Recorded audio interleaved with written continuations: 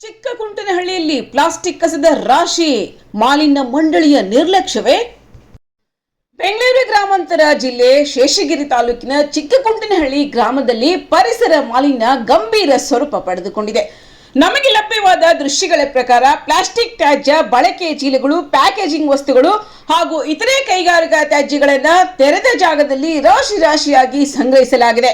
ಈ ದೃಶ್ಯಗಳು ಪರಿಸ್ಥಿತಿಯ ತೀವ್ರತೆಯನ್ನು ಸ್ಪಷ್ಟವಾಗಿ ತೋರಿಸುತ್ತಿವೆ. ಗ್ರಾಮದ ಖಾಲಿ ಜಾಗ, ಕಟ್ಟಡಗಳ ಪಕ್ಕ ಹಾಗೂ ಶೆಡ್ ಒಳಭಾಗದಲ್ಲೂ ಅಪಾರ ಪ್ರಮಾಣದಲ್ಲಿ ಪ್ಲಾಸ್ಟಿಕ್ ತ್ಯಾಜ್ಯ ಸಂಗ್ರಹಿಸಿರುವುದು ಕಂಡು ಬಂದಿದೆ. ಕೆಲವೆಡೆ ಸುಟ್ಟ ಗುರುತುಗಳು ಕಾಣಿಸಿಕೊಂಡಿದ್ದು, ತ್ಯಾಜ್ಯವನ್ನು ಅಕ್ರಮವಾಗಿ ದಹನ ಮಾಡಲಾಗುತ್ತಿರುವುದು ಶಂಕೆ ವ್ಯಕ್ತವಾಗಿದೆ. ಇನ್ನು ಇದೇ ವೇಳೆ ಈ ಜಾಗದ ಮಾಲೀಕರಾದ ದೇವರಾಜ್ ಅವರು ಹಣದ ಆಸೆಗೆ ತಮ್ಮ ಜಮೀನಿನಲ್ಲಿ ಈ ರೀತಿಯಾಗಿ ತ್ಯಾಜ್ಯ ವಸ್ತುಗಳನ್ನು ಹಾಕಲು ಅವಕಾಶ ನೀಡಿದ್ದಾರೆ ಎಂಬ ಮಾಹಿತಿ ಬೆಳಕಿಗೆ ಬಂದಿದೆ. ಇನ್ನೂ ಆಶ್ಚರ್ಯಕರ ಸಂಗತಿ ಏನೆಂದರೆ, ಈ ಕುರಿತು ಮಾಹಿತಿ ಇದ್ದರೂ ಸಹ ಸಂಬಂಧಪಟ್ಟ ಕರ್ನಾಟಕ ರಾಜ್ಯ ಮಾಲಿನ್ಯ ನಿಯಂತ್ರಣ ಮಂಡಳಿಯ ಅಧಿಕಾರಿಗಳು ಈ ಕಡೆ ಗಮನ ಹರಿಸಿಲ್ಲ ಎಂಬುದು ಇನ್ನೂ ವಿಪರ್ಯಾಸವಾಗಿದೆ. ತೆರೆದ ಜಾಗದಲ್ಲಿ ತ್ಯಾಜ್ಯ ಸಂಗ್ರಹ ಹಾಗೂ ದಹನ ಮಾಡುವುದು ಪರಿಸರ ಸಂರಕ್ಷಣಾ ಕಾಯ್ದೆಯ ಸ್ಪಷ್ಟ ಉಲ್ಲಂಘನೆಯಾಗಿದ್ದು, ಇದರಿಂದ ಭೂಮಿ, ಗಾಳಿ ಮತ್ತು ನೀರಿನ ಮಾಲಿನ್ಯ ಹೆಚ್ಚುವ ಸಾಧ್ಯತೆ ಇದೆ.